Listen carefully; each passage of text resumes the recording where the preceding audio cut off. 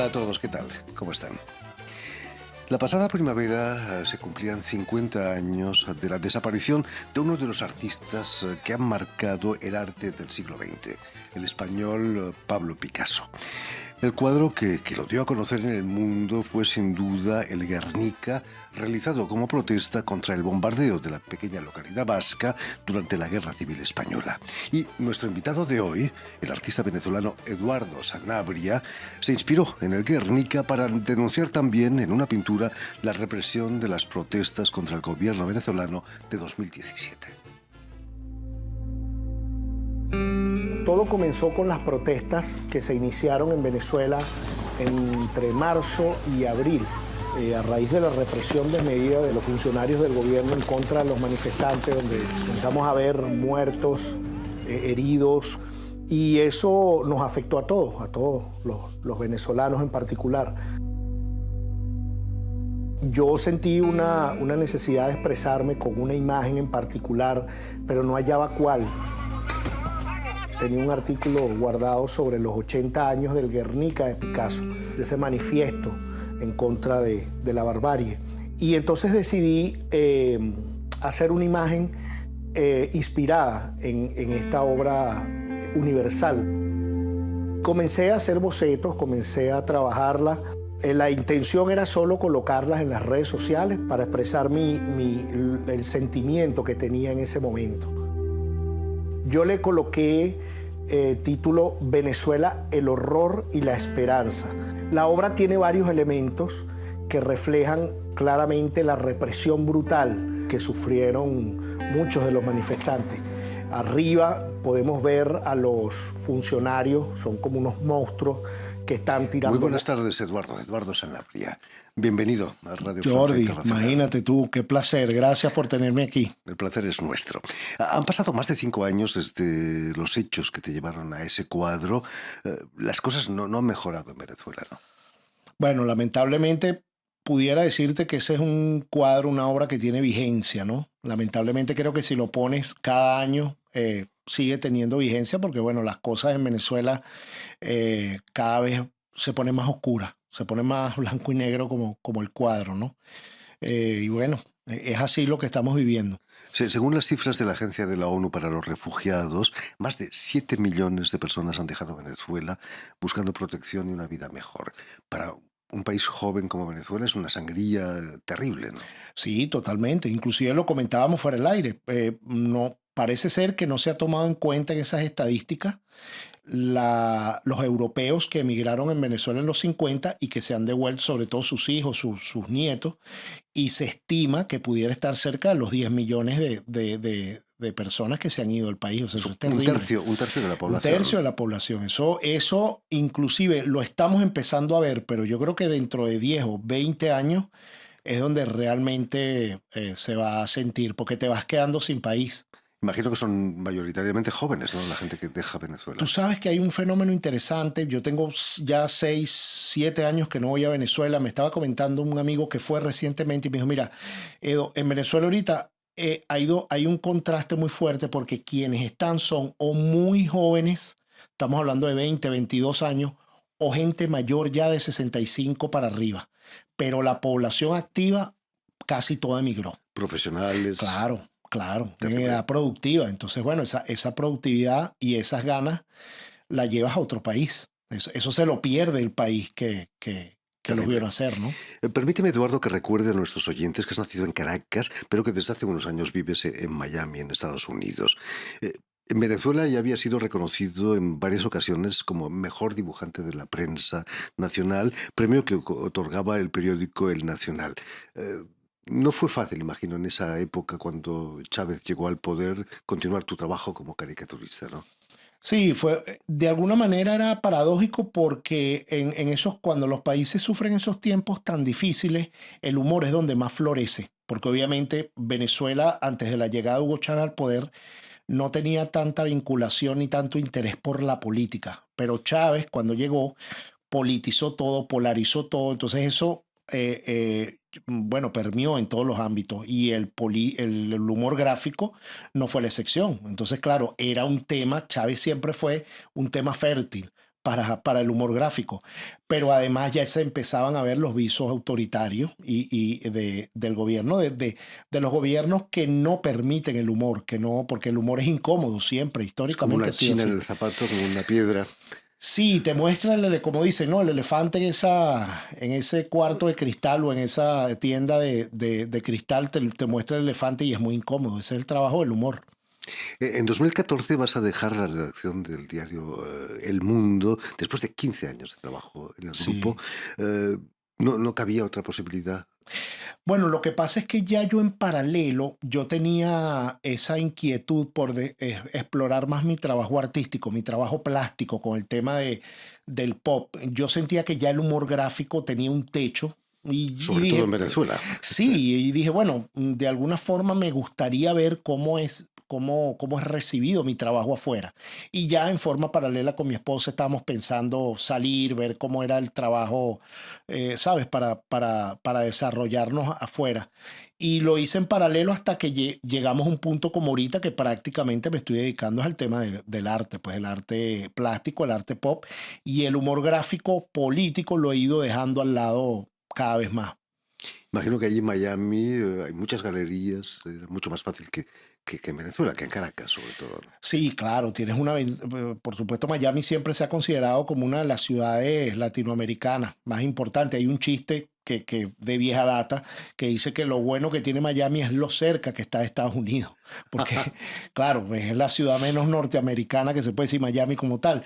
Pero sí, el desarrollo que tienes ahí, el roce que puedes tener con gente y para que vean tu trabajo, también es un reto importantísimo para uno como artista, porque cuando estás en tu país y tienes un cierto reconocimiento, hay un peligro también que caes en una especie de zona de confort y tú sabes, como en un letargo, que te puedes quedar ahí. Entonces yo creo que siempre tienes que como plantearte subir nuevas montañas. Terminas una montaña, subes otra. Terminas una, subes otra. No es fácil, pero Imagino que hoy en día en Miami hay más venezolanos que cubanos casi. no sé si llegar a ese punto, pero yo creo que sí. Ahorita no hay un lugar, inclusive me llama la atención en el mundo, prácticamente un lugar que tú digas que no haya venezolano. O sea, en Doha, en Australia, en Buenos Shanghái, Aires, bueno, Buenos Aires, lo por comentábamos. supuesto. Nos visitaste hace unos años acompañado por el humorista Laureano Márquez, con quien realizaste un cómic histórico, que no histérico, que se llamaba Historieta de Venezuela. Tiene mucho de pedagógico, ¿no? Sí, totalmente. Creo que fue hasta ahora, creo que es la única vez que se ha contado la historia de nuestro país en ese formato, que mezcla, perdón, el humor gráfico con el cómic o la novela gráfica.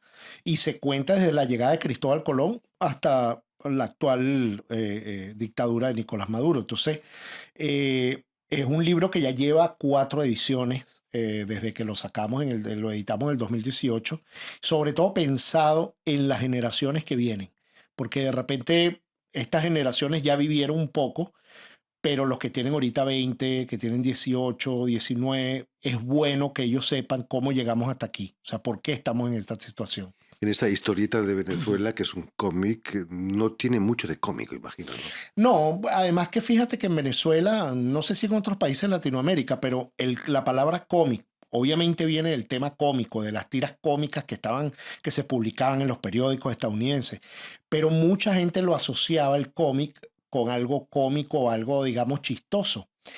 Pero si alguien tiene una cultura de cómics, son los europeos, los franceses, los españoles, para contar historias densas y también contar historias de alguna manera que toquen ciertas fibras a través del cómic. El cómic es poderosísimo.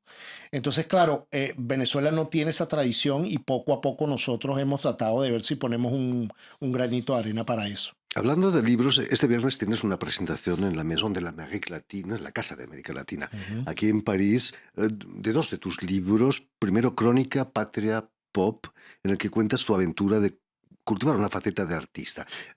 Ha sido difícil dar el salto de caricaturista a artista. A los medios de comunicación nos encanta poner a la gente en cajoncitos. Bueno, no es fácil porque como te digo, cuando eres humorista gráfico o caricaturista ya tienes como una especie de espacio donde te mueves bien, ¿no? Y tiene unas características, pero el arte, la parte del arte plástico, es un camino casi incierto que no sabes a dónde te va a llevar. Y en mi caso yo he ido explorando a través, dándole otro camino al arte pop, ¿sabes? Y también me he dado cuenta de manera inconsciente, pero ahora más consciente, que en Venezuela ha habido como una especie de vacío en los últimos 25 años, un vacío cultural, un vacío de identidad, que si no nos apuramos, no nos ponemos, como dicen los venezolanos, las pilas, vamos a perder esa identidad cultural. Entonces, a través de mi trabajo y ese libro de Crónica, por eso se llama Parte Crónica Patria y Pop, es una crónica de esa Venezuela, de ese país que hay, para y que las generaciones vean ese país que existió, esos personajes que están ahí, porque como todos los países tenemos sombras, pero también tenemos luces y Venezuela no es la excepción. Entonces yo lo pongo ahí. Sobre todo en el campo del arte, personajes como Cruz Diez, Imagínate, el Soto. mismo Jesús Soto, Cruz Díaz. Es que inclusive cuando tú le hablas a un muchacho de 15, 16 años, tú le dices Cruz 10, yo no pretendo que sienta, que tenga la misma vinculación que tal vez puedo tener yo, pero sí que vea que Venezuela produjo ese nivel de calidad de artistas globales, porque si algo tuvieron Cruz Diez y Jesús Soto, fueron artistas transgresores y globales. O sea, tú hablas aquí, bueno, en Francia, que ni qué decir, en Francia, tú hablas de Carlos Cruz Diez y de Jesús Soto y es reverencia total, porque son tipos... Tuvimos la suerte de tenerlo con nosotros, Bueno, ¿no? Hace imagínate. unos años. En el otro libro, se llama Influencers. Influencer 2020. Haces una serie de retratos de gente que ha marcado el siglo XX en varias disciplinas, el arte, el deporte, y el primero de todos es Picasso. Sí. En este cincuentenario de su muerte hay voces que se levantan discutiendo un poquito o criticándolo por su cierto machismo, ¿no? Sí, correcto. Pero que hay que situarlo en los años 60, ¿no? No se puede juzgar a alguien 50 años más tarde. Sí, yo soy de los que piensa que juzgar a una persona del pasado con ciertos valores del presente me parece a veces como muy difícil, ¿no? Creo que no tiene mucho sentido. Lo que sí creo que debe haber una revisión. Me parece justo que haya una revisión de decir, bueno, mira, esta persona tuvo este desarrollo, tuvo esta influencia en el arte, pero también fue una persona que tuvo esta sombra, ya está. Y saber separar, pero tampoco llegar a un límite de una cancelación. O sea, porque fíjate que el libro lo cuenta, influencers, yo lo pensé porque dije, Pablo Picasso en esa época no tuvo redes sociales. Entonces, ¿qué hubiera sido de Pablo Picasso ahorita con YouTube o TikTok? ¿A dónde hubiera llegado Pablo Picasso con esas redes sociales? Por eso es que Pablo Picasso fue un influencer. Van Gogh, que lo tenemos ahí Van Gogh fue un tipo totalmente que influyó en los pintores que vinieron, ¿no? Los impresionistas también. Ellos fueron influencers. Entonces yo me los imaginaba y dije, bueno, ¿cómo sería, por ejemplo, Charles Chaplin ahorita con YouTube? O Salvador Dalí con TikTok. Entonces, esos son los influencers. Y ese libro recopila a 65, más de 65 influencers.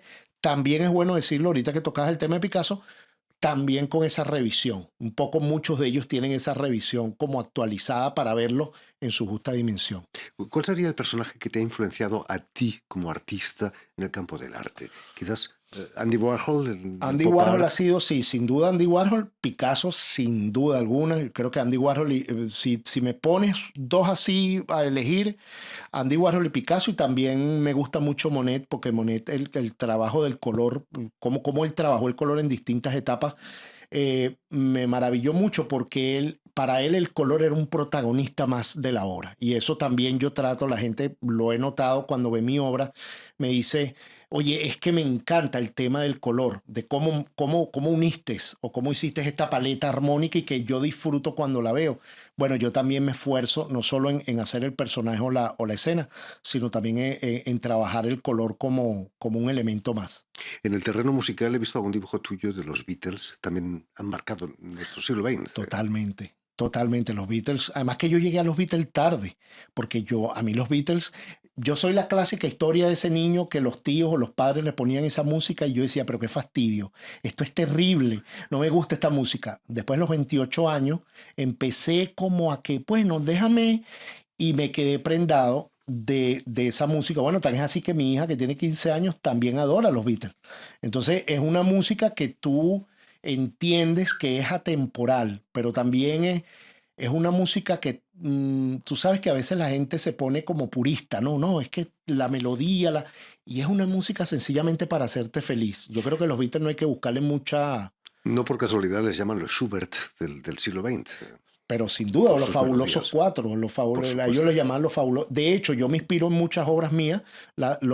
Tengo una serie que se llama Los Fabulosos Cuatro de, entonces pongo los fabulosos cuatro del fútbol, los fabulosos cuatro del arte, pero los hago a esos cuatro caminando como la famosa portada de Abbey Road. He encontrado también un artista catalán, compatriota mío, Dalí, Salvador Dalí. Dalí. También ha marcado la historia del arte, ¿no? Totalmente, totalmente. Que además que, fíjate que Dalí tiene en común, que lo veo muy similar con Andy Warhol, con el mismo Picasso, con el mismo Keith Haring, son artistas que entendieron que el artista también podía vivir de su trabajo en vida. Y para eso el talento el talento es apenas un 20%. El otro 80% es disciplina, constancia, pero también saberte vender. ¿Para qué? Para vivir de tu trabajo, porque cuando tú ves ahorita, yo estuve ahorita en Ámsterdam, en el Museo Van Gogh, y cuando yo veo ese museo y todo eso, yo digo, oye, qué interesante hubiera sido si Van Gogh en vida hubiera podido vivir, aunque sea un poco, de eso, de ese trabajo. Entonces,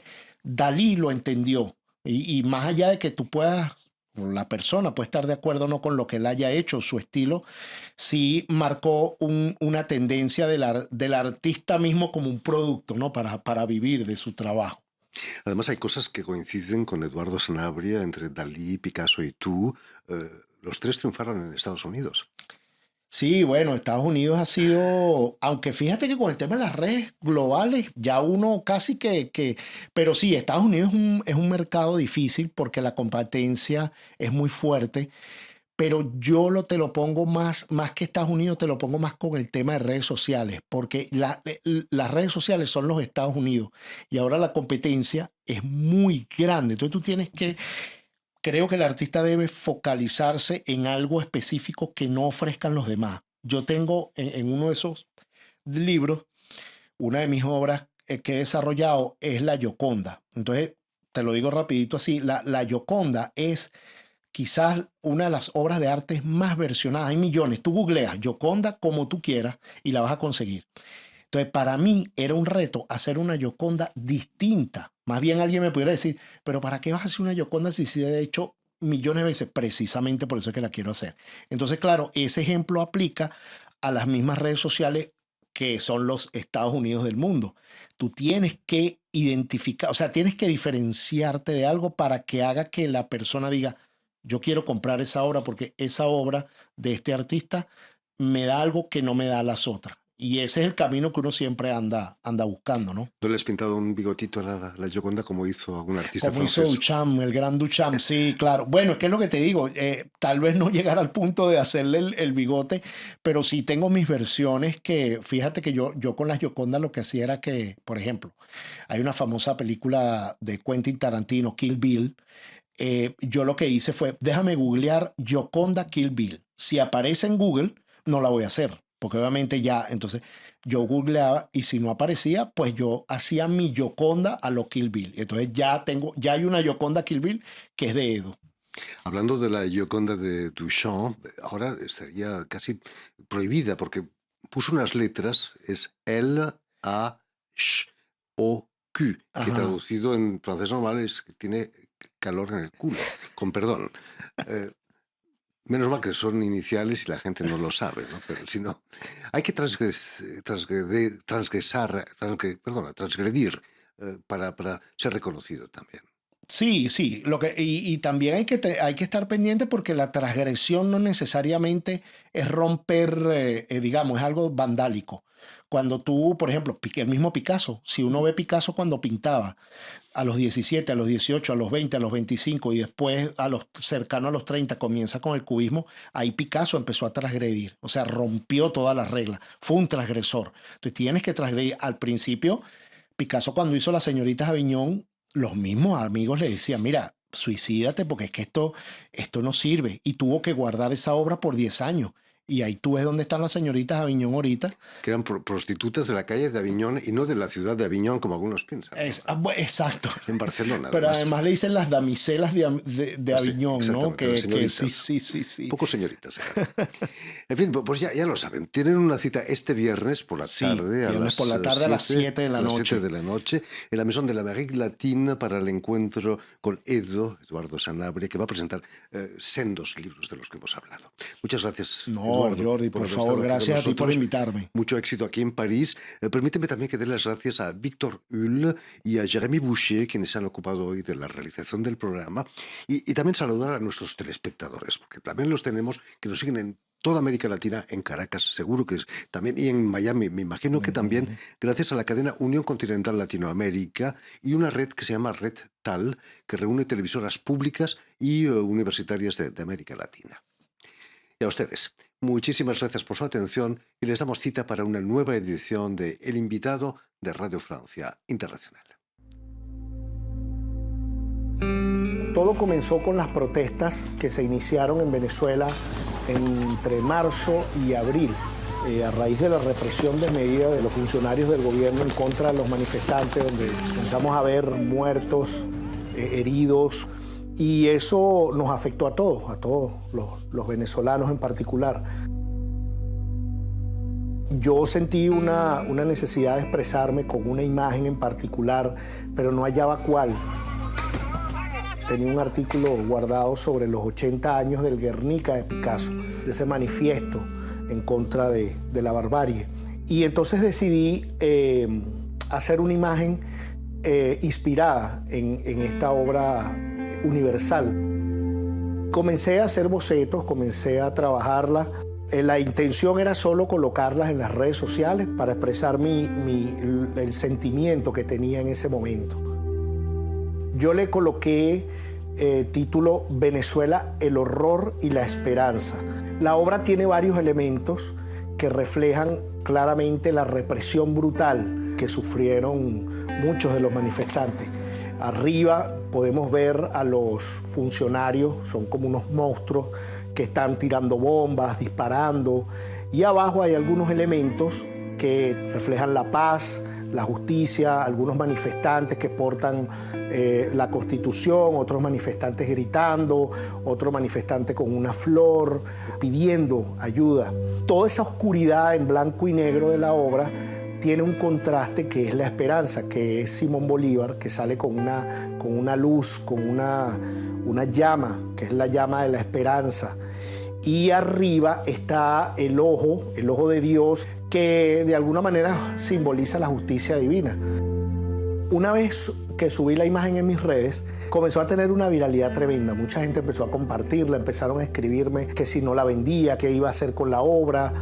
Tomé la decisión de sacarla, pero con fines benéficos. Hablé con los amigos de la Católica Andrés Bello y también con la Fundación de Becas de la Católica Andrés Bello, y también hablé con Primeros Auxilios UCB para que los fondos de estas obras vendidas fueran dirigidos a ellos. Se sacó en formato pequeño esta edición, una edición limitada de 200 prints firmados por mí, y la gente comenzó a comprarlas en Caracas y también en el exterior para ayudar a estas dos fundaciones. Un grupo de estudiantes me llamó y me pidió autorización para colocar la obra en algunas calles de Caracas. La pegaron al final de la avenida principal de las Mercedes y también la colocaron cerca de la Plaza Altamira, a pocos metros, donde mataron a Pernalete.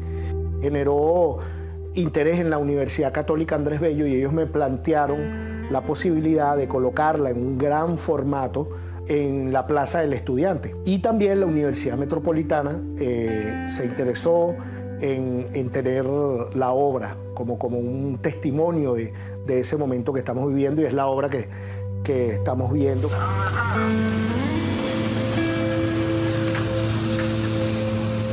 Es una obra totalmente intervenida por mí a mano con acrílicos y óleo. Yo siempre he hecho obras muy coloridas, muy esperanzadora de alguna forma. Y esta es como la primera obra no solo de gran formato, sino una obra muy oscura, pero bueno, es el momento que estamos viviendo ahorita y hay que reflejarlo así, ¿no? Cada quien pone su granito de arena con lo que mejor sabe hacer. Yo lo único que sé hacer es ilustrar, pintar, y creo que es mi aporte pues para manifestar el repudio que puedo sentir yo como artista y como ciudadano contra la barbarie que se está viviendo en nuestro país.